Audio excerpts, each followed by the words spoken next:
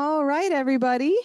Well, first off, good afternoon. Thank you all so much for coming out to Louisiana's old state capitol. I always love our first Sunday events. We always do something family friendly, whether it's guest speakers or crafts or events or anything like that. If you don't follow us on Facebook, please follow us to keep up with all the future events that we have planned here.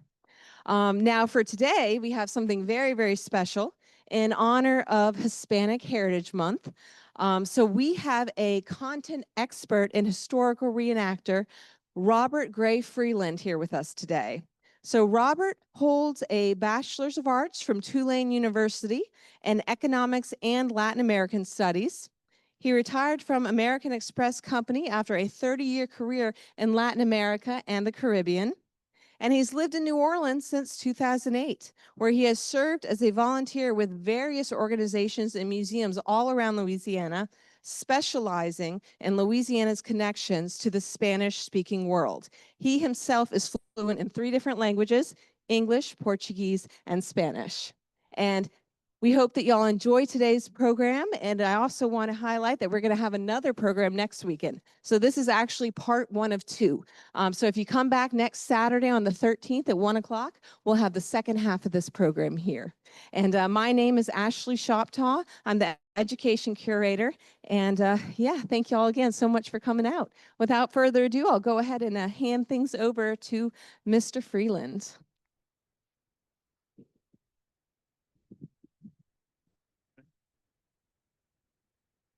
Thank you. Can you all hear me? So how do you say good morning or good afternoon in Spanish? Does anybody know? Muy bien. So thank you very much. So today I am here as Bernardo de Galvez, the 4th Spanish governor of Louisiana. And thanks to the old state capitol, they have the portraits of all the governors. And there's so many of them. That's why we had to divide the presentation into 2 days. So I'm going to start. I have to make sure. There. So I'm going to talk about Louisiana's Spanish heritage. Yes, we were French, but we were also Spanish, and that's what I'm going to focus on. And there is something called the Black Legend. It is that people don't like Spain, therefore they talk bad about Spain. And in a way, that's why the Spanish period in Louisiana history was sort of written out of the books. And I'm going to focus on the first 4 governors. There were 9 in total.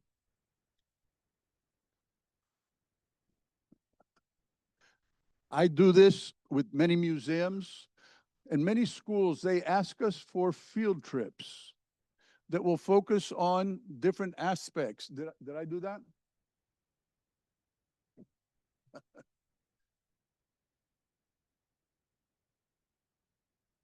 I don't think I did.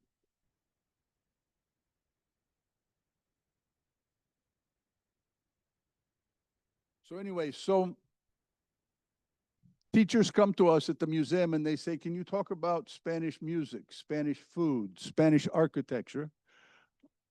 Some of the time it's for Hispanic Heritage Month. And Hispanic Heritage Month starts the 15th of September, which is the day that Mexico and Central America declared independence from Spain.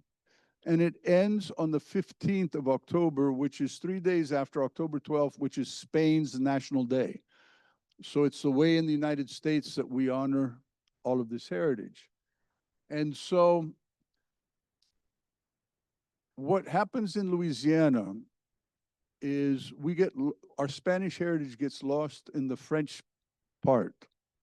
And I have good news. How many of you are 6th graders in the audience? Any 6th graders? This is public school. And for the first time, the history books in Louisiana will talk about much of what I'm going to tell you here. So this is almost like a spoiler alert, because I'm going to tell you things today that your teacher hadn't learned yet unless she or he comes to one of our presentations. And so while they're doing this, I do want to point out some colleagues of mine here, some good friends, Paul Bergeron and Anne Bergeron.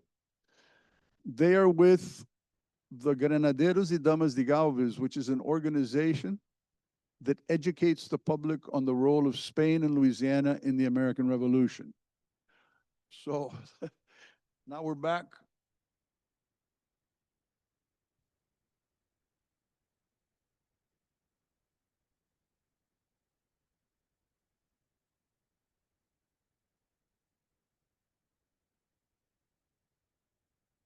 This is from an advertisement in a magazine from New Orleans in the 1910s.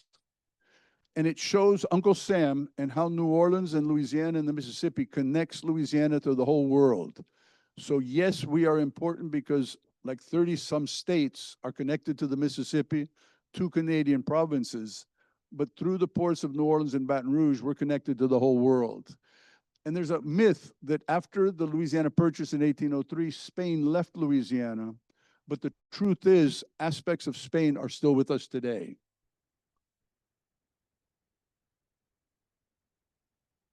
And at some point, I'll figure out there. So what I'm going to focus on here is the history of Latin America, Europe, Louisiana, United States, are they different? Are they similar or the same? And this new curriculum, the way they're teaching Louisiana history in the old days, you learned 4th grade was Louisiana, 5th grade was going to be United States, 6th grade was international. What they're doing now is they've merged the 3 geographically, and 6th graders are going to learn from the beginning to the American Revolution, 7th grade from the American Revolution to Reconstruction, and 8th grade you'll learn Reconstruction to the present day, but it's how we're all connected at the same time. And that's how I'm going to focus my presentation today. Okay, I'm going to have to ask for help because this isn't working. So you can go one more. Already talked about school.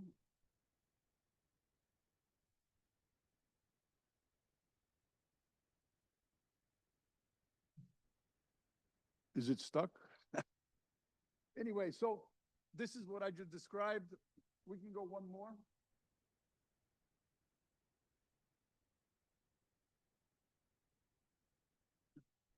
There is a place that I'm supposed to point it to. And, okay, so this is what I want to do with the audience is this is Spanish history. If you know your classical history, which 5th graders learn about in the new curriculum, you would have learned about the Greeks and the Romans. They all had provinces in Spain. So keep on. We were Roman in Spain. We became Christians in Spain. Then we become Catholics.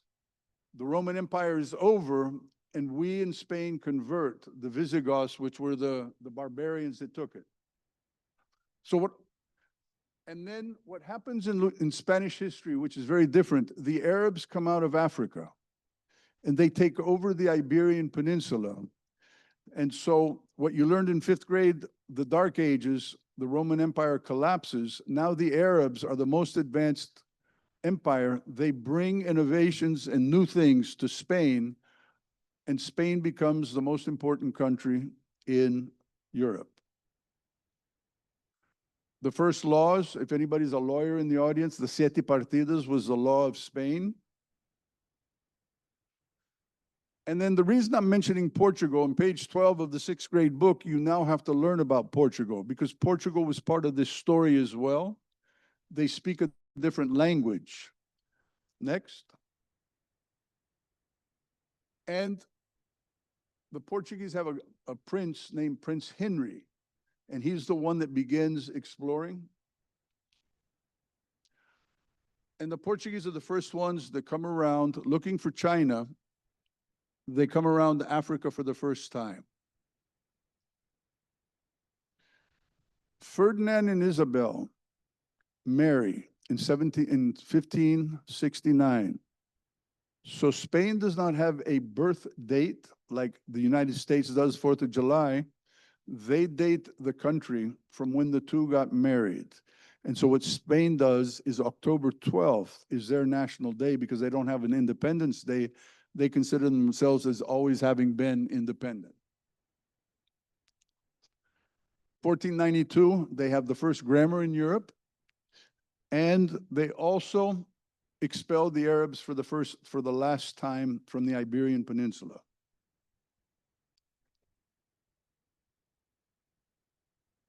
Columbus comes to the Americas.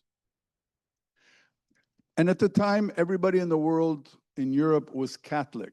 And so the first two countries that leave Europe are Spain and Portugal. What the Pope does in 1492, he divides the world in two. Portugal gets Africa and Asia, and Spain gets the other part. So do change it. Can anybody tell me who this man is? Huh?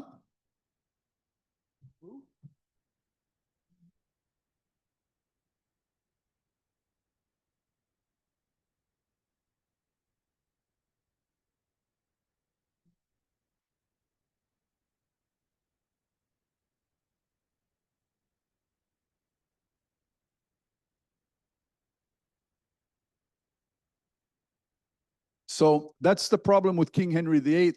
But we Americans, because we were settled by the English, we consider him a great king. Next one. Who's this? Nobody knows. Paul knows. Very good. Next. He actually had two numbers. He was Carlos I of Spain, but he was Charles V of the Holy Roman Empire. And he controlled almost all of Europe at the time. Next. This is his son, Philip II. Next. And so we think of England and Spain after the Spanish Armada in 1588 as being enemies, which is true. And that's where the Black Legend comes. England started talking bad about Spaniards, and then we Americans talk bad about Spaniards also. But if you look at this here, King Henry VIII's first wife was actually Catherine of Aragon, the daughter of Ferdinand and Isabella. They have a child, Mary Tudor. She was Queen of England. So England did have a Spanish queen at one time, and she was married to Philip I. Next. So at this time in the 1500s is when Louisiana experiences the first European incursions. We receive Hernando Desoto. He finds the Mississippi. Spain finds no gold, so he goes back to Cuba and Mexico. He actually died in Mississippi. And Spain loses Louisiana. Next. And so what Spain did do is they organized so in the US, started with 13 colonies. Spain had a different system, the virreinatos, or viceroyalty. One was New Spain. One was in South America, Peru in 1542. Next. One was Nueva Granada, Colombia, after the War of Spanish Succession. Next. And the Rio de la Plata after the 7 Years' War, which is when Louisiana becomes part of Spain. Spain also created this new country, well, part of its colony in Argentina. Next. And then Brazil was more like the 13 colonies. It was along the Atlantic coast. Next. And Spain managed that empire very organized. So the 13 colonies were sort of disorganized. The French were really disorganized. The Spanish were much more controlled. Next. The positions were very clear. You had a viceroy, in Spanish, virrey, capitán general, gobernador, and intendiente. Next. And there were cabildos, and there were audiencias. If any of you are lawyers, both of these would have been in this building. And this picture here is of the cabildo in New Orleans, which was built in the 1790s. So there still are buildings in New Orleans that were built in the Spanish period. Next. And this is the organization chart. So you can see how Spain controlled everything in a very organized fashion. I'm going to talk about this soon. Next. Coins, if any of you collect coins. In today's world, the US dollar is used by everybody in the world. Back in the 1500s, 1600s, 1700s, 1800s, it was Spanish coins. Next. And what they had cobs, pillars, and they had busts. Next. They had mints all over Latin America because there was silver and gold. Most of the silver and gold came from the Americas into the New World. Next. And these here are coins from Brazil and from English colonies where those countries didn't have their own coins. They used Spanish coins and sealed them. Next. And the US dollar is based on the Spanish piece of eight. In Spanish, so we become a country in 1776 until 1857, Spanish coins were used in the United States. Next. And this is the best example of how important they were. So the bottom two are the 2 reais, which is 1/4 of a dollar. When we say 2 bits, we're referring to the 2 reais. And if you've ever been to New Orleans, there used to be a newspaper called the Times-Picayune. It still exists. And the Picayune was not a dime, which is 10 cents. It was 6 cents and 1/4. And the nickname for that coin was the Picayune. So still in New Orleans today, we refer to Spanish coinage, again, many years after the Louisiana Purchase. Next. The 1600s is bad for Spain. This is when they lose Canada, they lose islands in the Caribbean. And at the tail end of the 1600s, De La Salle comes down the river. He discovers the mouth of the river, and we become French in 1699. So that's when Louisiana begins its French heritage. Next. The only reason I have this man up here, there is a book, historical fiction written by Frances Parkinson Keyes. To us in New Orleans, she's very important. She wrote about 80 books. And there's many women in the audience. The history books don't talk about women. So what Frances Parkinson Keyes did was she took this king of Spain and she divides the book in 5 sections based on women in his life. And if you're going to read a Frances Parkinson Keyes book and you want to understand Spain, it's the best one. And again, they don't talk about women in the history books. You have to find women by historical fiction. Next. This king, Charles II, was very weak. He didn't have any children when he died. Next. And so now we're in the 1700s. And the way I like describing the 1700s, it was 115 years of war between, up on the top, France was at its peak under Louis XIV. Spain on the other side is beginning to fall. And England, which forms the United States, is beginning its rise. And one comment about New Orleans and Louisiana. We were important in all 4 of these sections. And so we weren't the most important part of the 4 wars, but we were involved all 4 times in an important way. And that's what makes Louisiana different. Our history is a piece of everybody else's history. Might not be the most important, but very few places can say that they participated as importantly as New Orleans, as Louisiana did. Next. When Charles II dies, Louis XIV puts his grandson as king of Spain. And so now France and Spain are not the same country, but they have the same family kings, which are the Bourbons. So that is when we become a Bourbon colony. Next. This is the War of Spanish Succession. You can see how the world was beginning to change. Next. And the 2 countries, they sign what is known as the Pacte de Famille, the family pact. Because the kings are from the same family, they're cousins, anytime we fight with England, we're going to do it together. And by this time, France was more important than Spain, so roughly 2/3 of the money and support would come from France, 1/3 from Spain. Next. Let's talk about the French colony. Very disorganized. So today I am defending the Spanish way of doing things. We were a crown colony. We privatized. The guy almost went bankrupt, Antoine Crozat. We sold stock in the Company of the West. France, the country, almost went bankrupt. And we went back to being a crown colony. No one paid attention to us. And the local Creoles became very self-sufficient.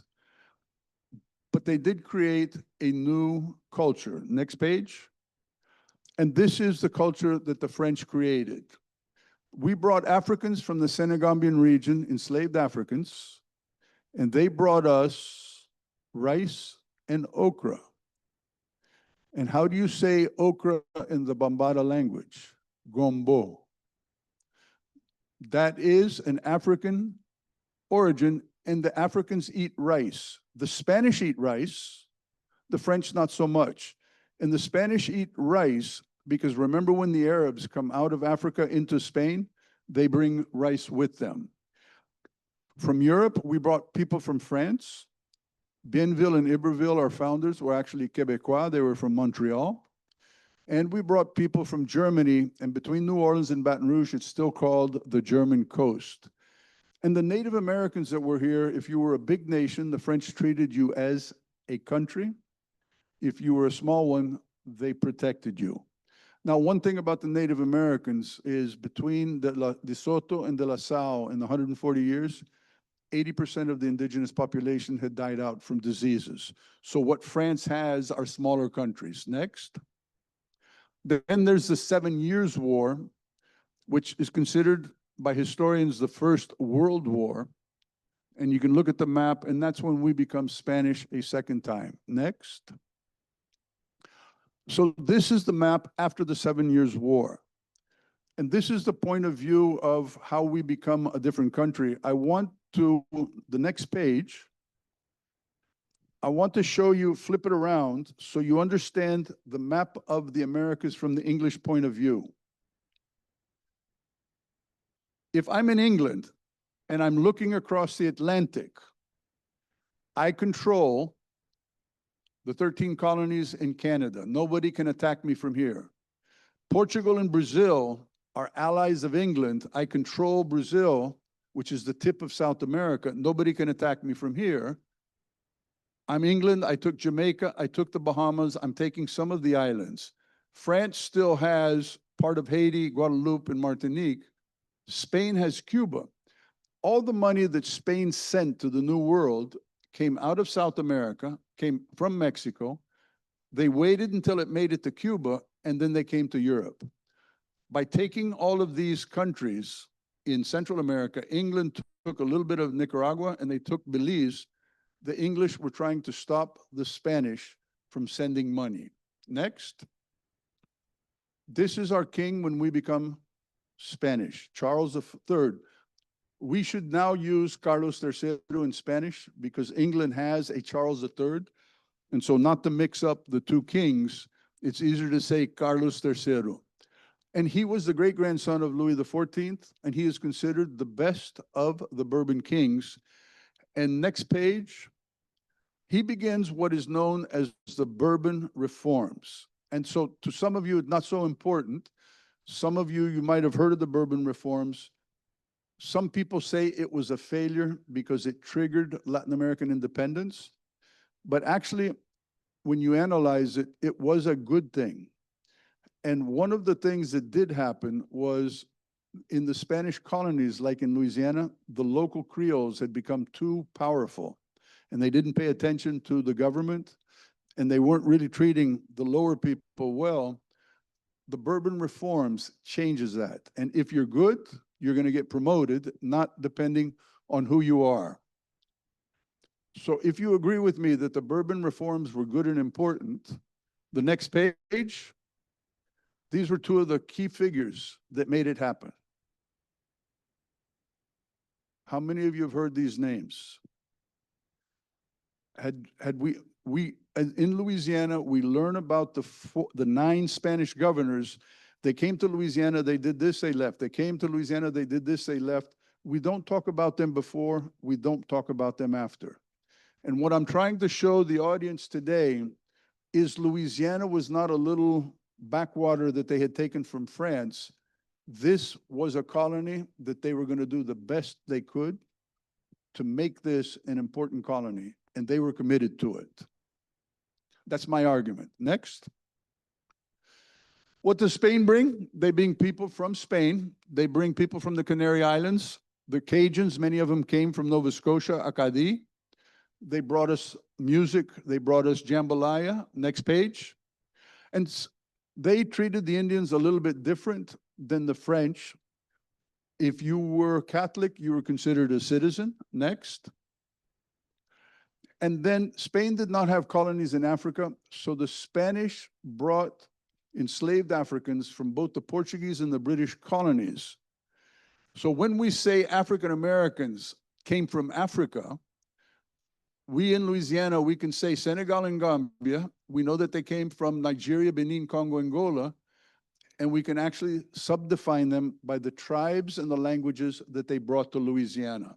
And so each period, our African history changed as well as our European. Next. Coartación is a law whereby an enslaved person can purchase their freedom. And the Spanish system, everybody was Catholic. On Sundays, you were free. Once you went to church, you were able to go and work. And with the money you made, you could purchase your freedom. And that word in Spanish is coartación. Next. Spain had a different attitude to race relations as well. The mixing of the races had started in Spain when the Arabs come in. You start having mixture of Europeans and Africans in Spain. And then when they take the New World, you have a third group of people in the mixtures. So they looked at things a little bit different. And they had what the caste. So this would be an Afro-Louisianan with his wife would have been called a mulatto. Next page. And what they had was all the permutations possible. So if you were a white and you married with an Indian, your baby was a mestizo. And so the Spanish got real complicated when they explained. But again, there was that type of mixture in Spain that was different than what was going on in Europe and in Africa. Next. These are the Spanish governors. Spain took over Louisiana knowing that they had this French base. We're not going to get rid of them. It wasn't a war. All of them that came here were good. And I'm going to talk about before and after. Many of them married local girls. And they all were promoted into the Spanish government. Next. The first one, Antonio de Ulloa. And if I were to do in the old days, the Spanish governors, Ulloa was a wimp, we kicked him out. O'Reilly was nasty, he executed 5 Frenchmen. Gonzaga, we don't even know who he was. Galvez, he fought for the American Revolution. And when I asked Louisianians, yeah, he won the Battle of Baton Rouge. Oh, you mean the Civil War battle? No, no, no, no. We're talking about during the American Revolution. The 5th one, Moreau, if you're from New Orleans, he rebuilt the city after the fire. The 6th one, Carondelet, people think he's French. He did start the opera, and there's a street named after him. Galloso de Lemos, we don't know who he is. He's buried in he died in New Orleans.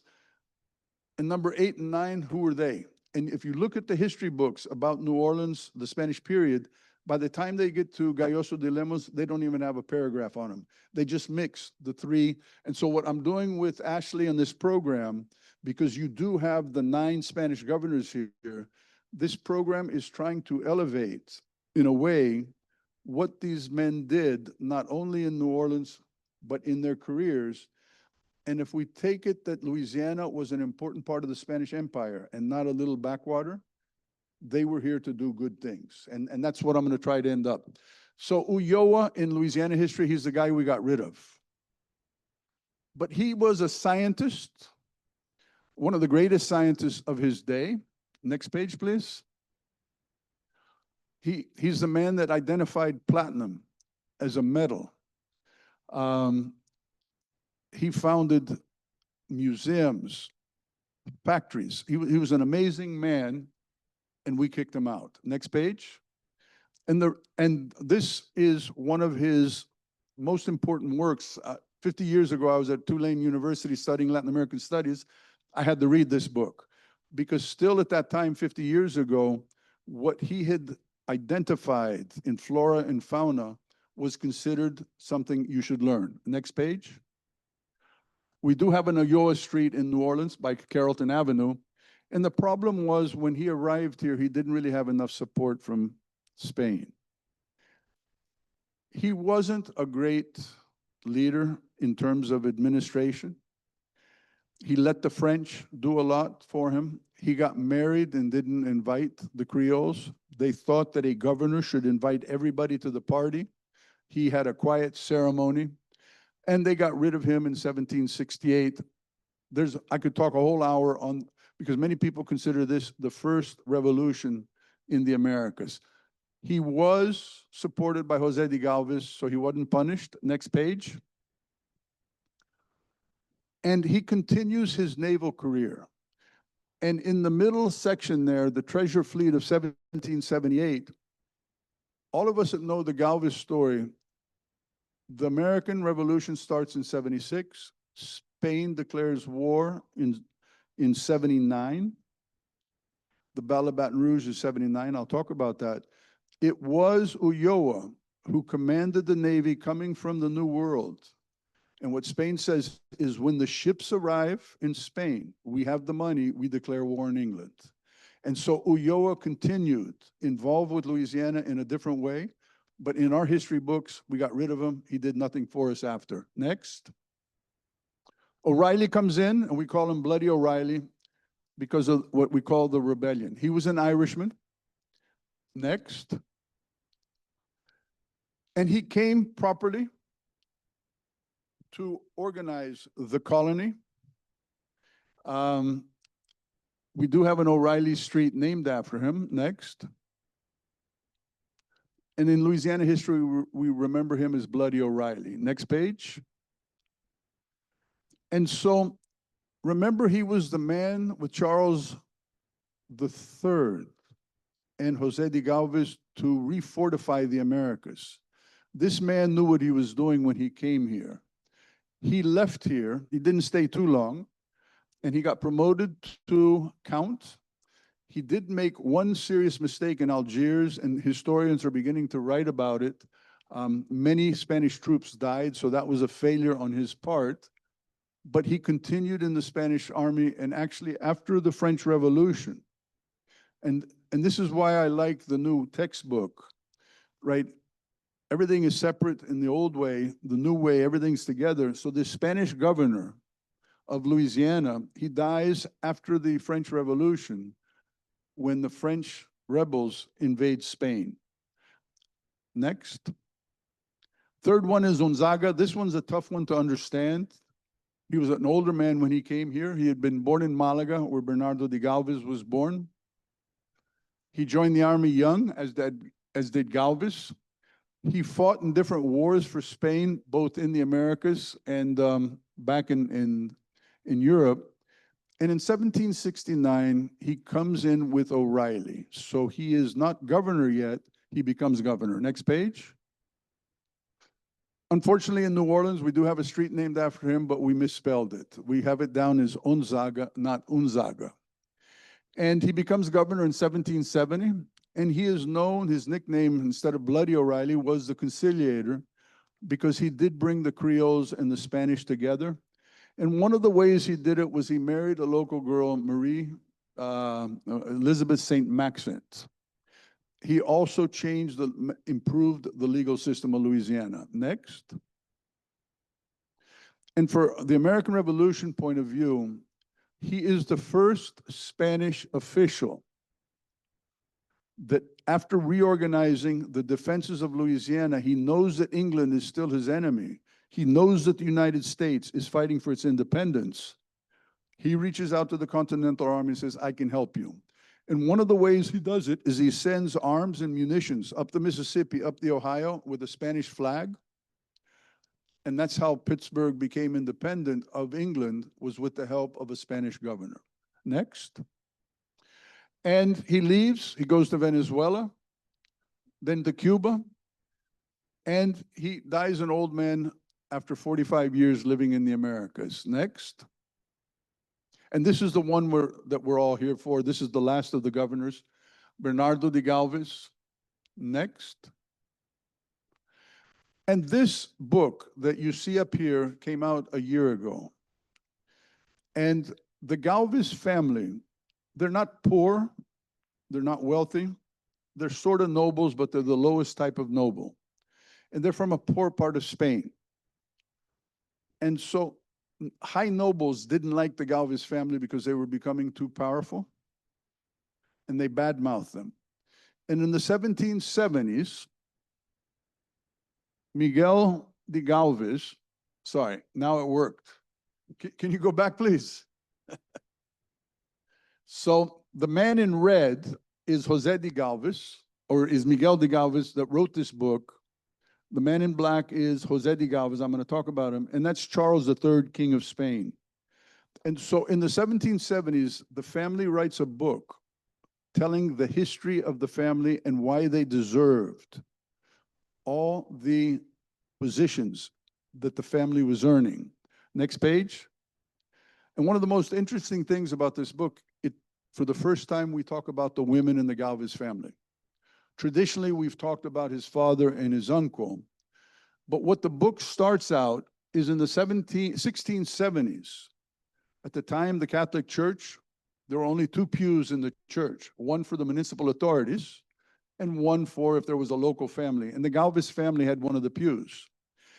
And Ana de Postigo, she becomes a widow. And the church says, we're going to get rid of the family. They're not important. And Ana de Postigo fights for the Galvez name. She wins a court case. And the Galvez family gets to keep their pew in the local church, which at the time, when there is no separation of church and state, that means you're at the highest of the high, that you are inside the church on par with the municipal authorities.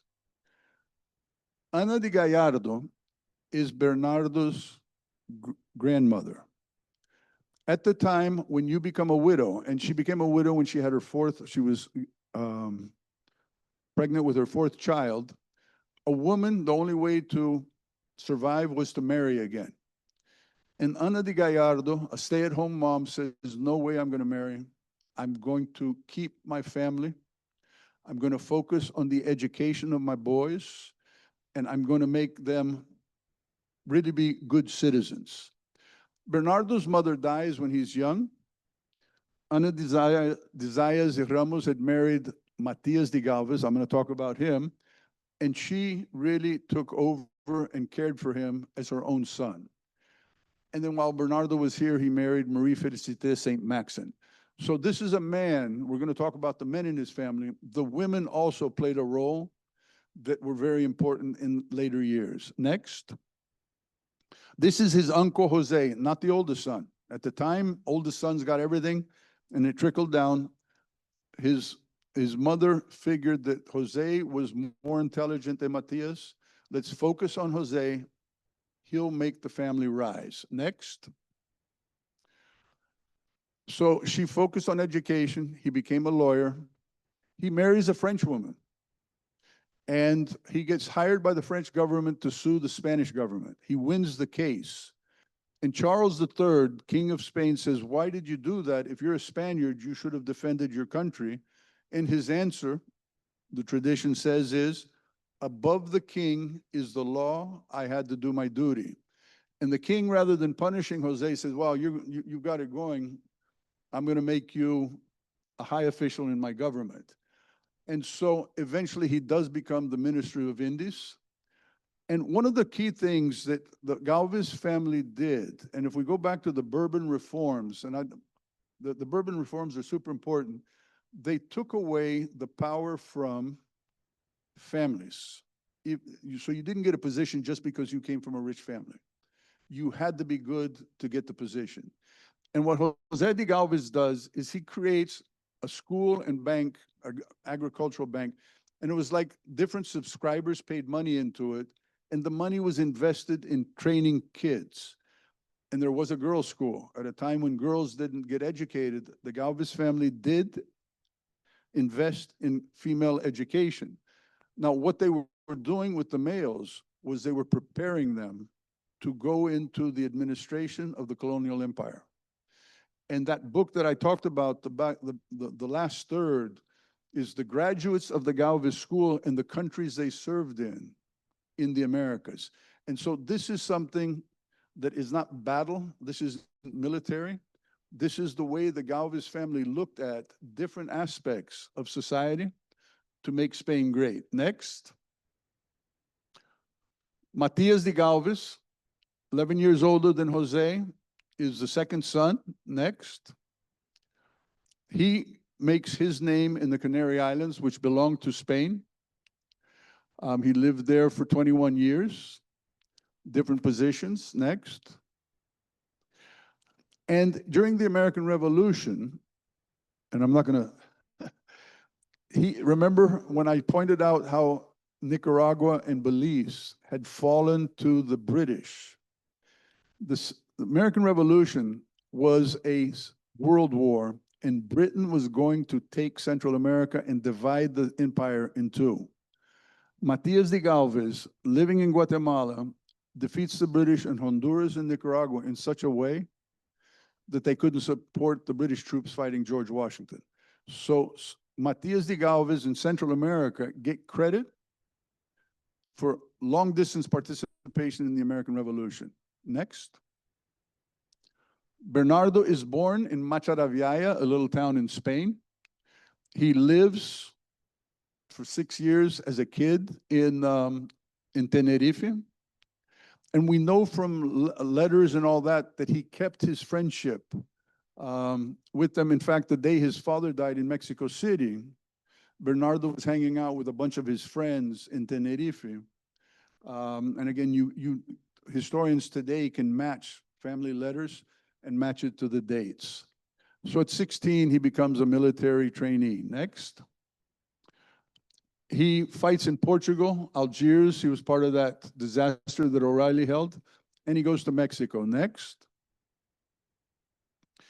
And remember that org chart that I showed before.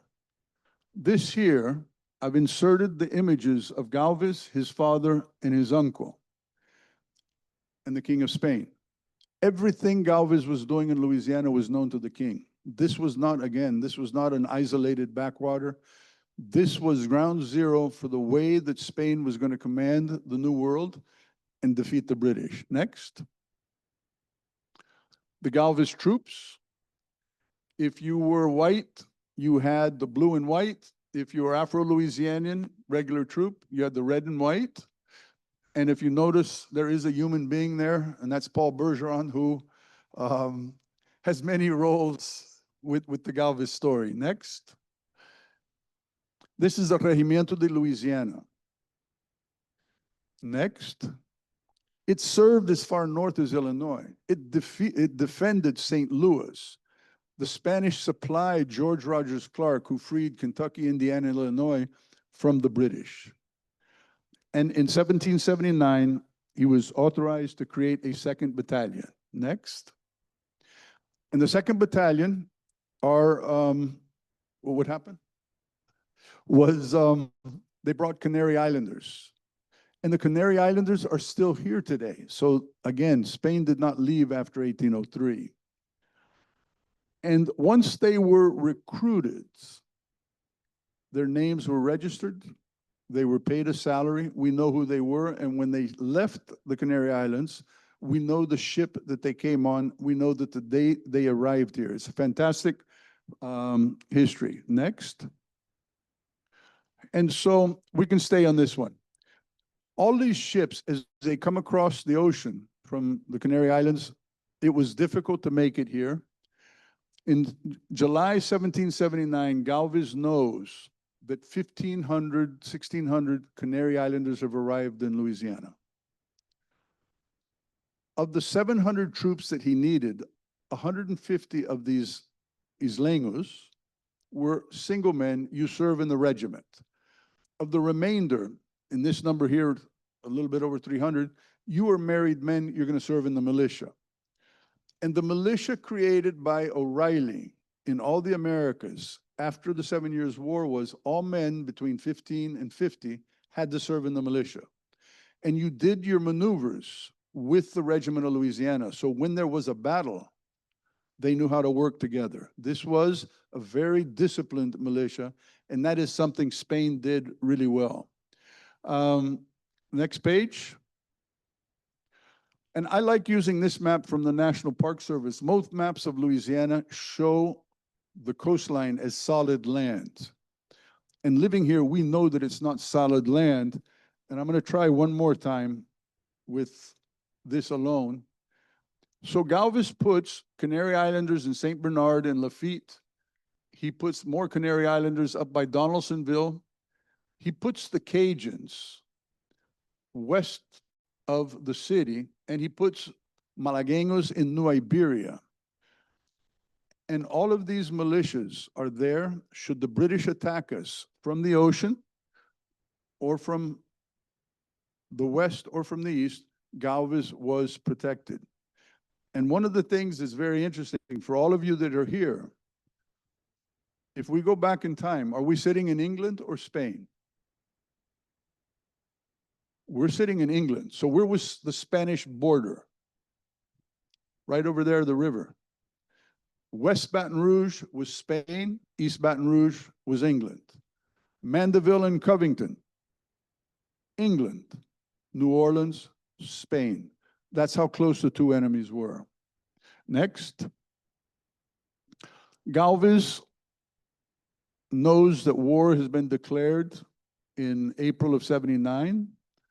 Next. So this is his campaign to take the Gulf and the Mississippi. Next. Marcha de Galvez. When you leave today, please do me a favor before going to your car. Galvez Plaza, where is it? It's this way, right? Galvez Plaza is right behind, and there is a beautiful mural called the Marcha de Galvez. So leave there, go check it out, read the panels, go look at it, because this is what it is describing. So the Marcha de Galvez in Spanish is an actual series of events. Technically speaking, on August 27th, Galvez left New Orleans with the militias and with the regiments, and all the militias started doing basically two things. One, taking all the British outposts, and two, marching towards Galvez on the river. On September 7th, he takes Fort Butte in Manchac. September 10th, he takes Lake Pontchartrain, and September 21st, the Battle of Baton Rouge. And again, I'm going to mention it once again, for years, every time you mention Battle of Baton Rouge, oh, you mean the Civil War battle? No, no, no. There was a battle in the American Revolution. Next. This painting by Dalmau depicts the multicultural army that Spain had. Next. And what I've changed up there, the plaque on Lake Pontchartrain says the Battle of Lake Pontchartrain. I'm calling it the Battle for Lake Pontchartrain. And again, I do presentations all the time, and people say, but it was only two ships. Yeah, but it was two ships, and once the British lost, Spain controlled not only the river, but they controlled the lake, therefore the ocean. Next. This is what they were fighting for. So it wasn't just one little battle. Next. So September 10th, the West Florida falls, and it becomes the Galvez town. Next. If you don't mind, go back one, please. Something interesting. If any of you can be at Mandeville, Wednesday the 10th. I think that's the 10th, right? Wednesday?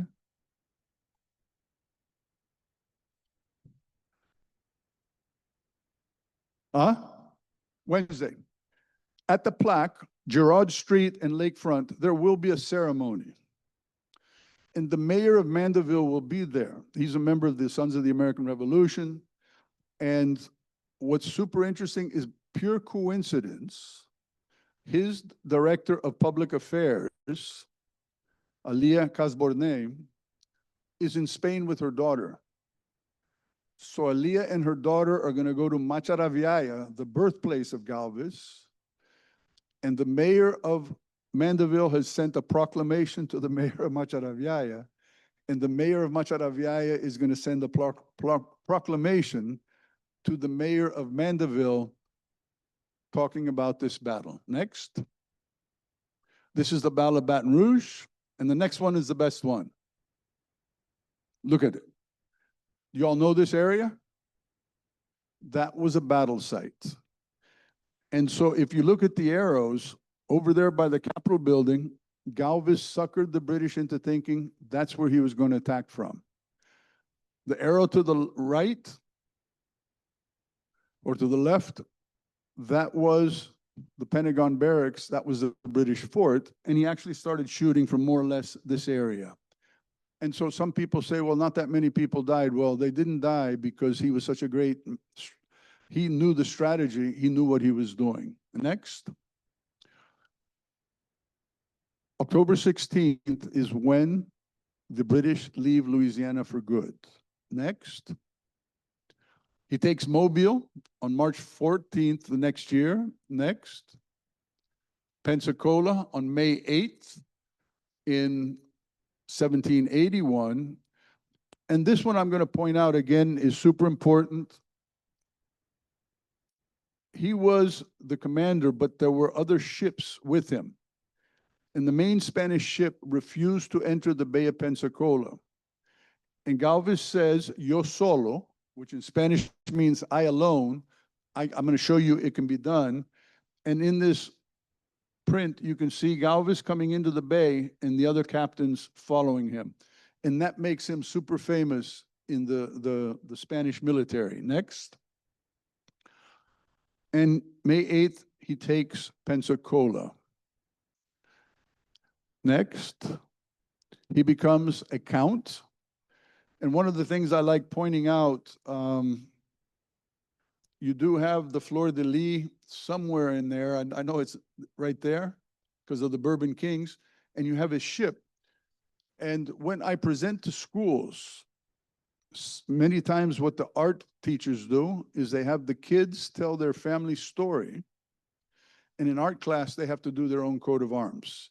And they are allowed to use the Galvez coat of arms as an example of how nobility and coat of arms bring your family into the story. Next. Next. Now, this painting is the most well-known painting of Galvez. And I was lucky to be trained by the art historians at the 2018 exhibit. And this is Bernardo de Galvez at the height of his career. No one ever reads the letter. Next. If you can read Spanish, it's from his father, Matias. And what this letter says is, Dear Bernardo, dear son Bernardo, congratulations on your victories. Don't let them go to your head. You owe your success to God and to your king who provided you with the resources for your victories. And this message, this man is at the height of his career. He's still paying attention to his father. And is that a consequence of Anna, the grandmother? I think it is. The historians cannot prove it, but when you read the family biography, what a fantastic family. Next. He gets promoted. He goes to Mexico City. If you've ever been to Mexico City, he built the Castillo de Chapultepec, still there today. He combats a famine, and unfortunately, he dies at the age of 40. And he's buried in the Iglesia San Fernando next to his father. Next. Now, he died. He's gone. But there are organizations in Louisiana that still honor him. The Granaderos y Damas de Galvez, Regiment Louisiana reenactors. Paul is a member of both. Next. There is a Galvez Museum in Macharaviaya, so please do me a favor. Put Macharaviaya and Malaga on your bucket list as Louisianians when you go to Spain. Next. And if anybody is daughter or sons of the American Revolution and you fought under your patriot ancestor fought under Galvez, you can actually join. And if you look at the book to the right there, to the left rather, it's only been 100 years since Galvez troops have been recognized for this organization. Next. Good news, bad news. In 2014, Bernardo de Galvez was named the 8th honorary citizen of the United States. Fantastic recognition after 250 years to have only 8 people. To me, the sad part is what I've outlined there. Back in 2014, when this law was being proposed, and so I'm challenging all you Louisianians, we have to know our history and why it's important. And thanks to the new curriculum for 6th graders, Galvez is in it. 25 Floridians signed the law, 2 Alabamians from Mobile, 1 Texan, or maybe it was 2 Texans, 1 Alabamian, a Puerto Rican, because Pedro Pierre Luis, he had gone to Tulane University, he's Puerto Rican, he knew about, and he was the resident commissioner. And the last person to sign, 6 weeks after the second to the last, was the Louisiana congressman. And I can imagine, but we were never Spanish. Who's Bernardo de Galvez? Why should I sign that law? And one of the people that wrote the law was a Spanish senator. And I've tried to pick up, so Galvez, the law should have read was Galvez used New Orleans as the base from which to attack the British. Instead, a Spanish senator threw that in as a joke, thinking someone from Louisiana would pick up on it. And the law remains that Galvez seized the port of New Orleans. And to me, this is the best example of why all of us really have to know our history. Because when we don't know our history, we make mistakes. Is that serious? No one knows about it. But if you know about it, it's serious. Next. This is the curriculum. Next. And this, again, everything I just did with you all, I'm focused on 6th graders.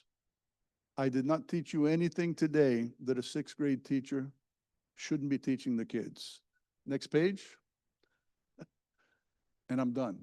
So we have an opportunity in Louisiana, we that promote the Galvez and Spanish story. Every 6th grader in March is going to learn about Bernardo de Galvez, whether we want it or not. How can we all get together and quickly make sure that teachers are prepared in all 64 parishes to teach this wonderful story that until today, really, many of you didn't even know the details that we've gone over. And that's the last page.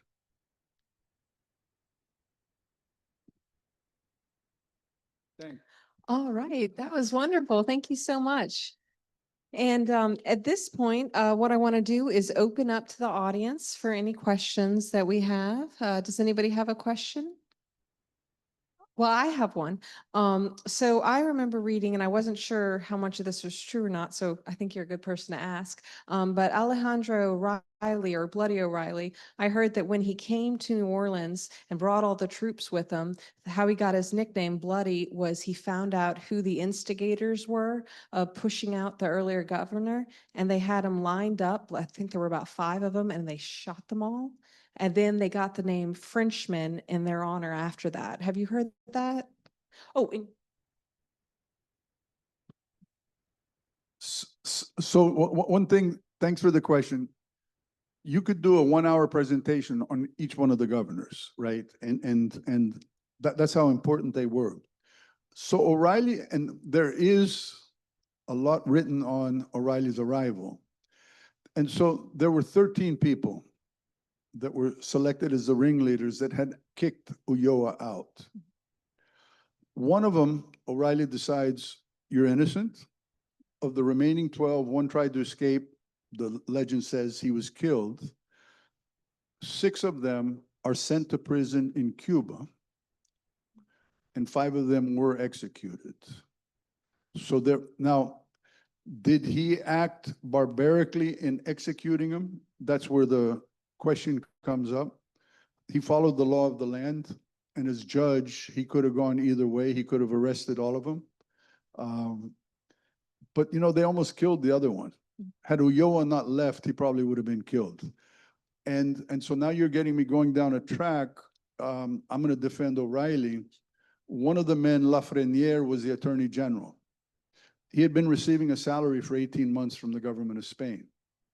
And in his trial, he claimed that Spain never properly assumed the government of Louisiana, therefore he shouldn't be treated.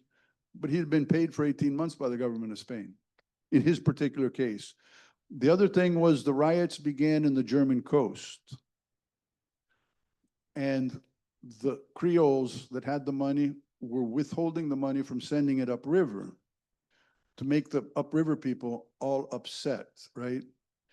And Galvez's wife later, because Galvez isn't here, Unzaga's not here, their father-in-law was a man named Gilbert St. Maxent. And St. Maxent from the beginning had been on the side of the Spaniards. So that's an example of not everybody was anti-French. Did I answer the question? And the other part was, I heard that that's why that area was named Frenchmen, after those five people that were executed. The Frenchman Street in the French. That's what, yeah, that's what's said. So Okay, yeah. So I was wondering if that was if you had heard that same thing.